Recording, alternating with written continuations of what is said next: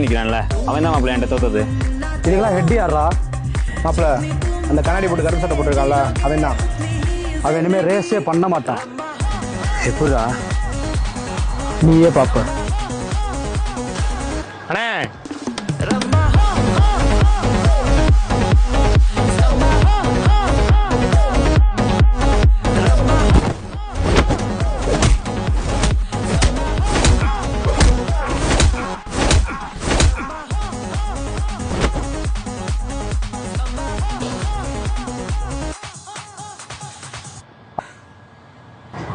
டேய் பாட்டை போடுறா.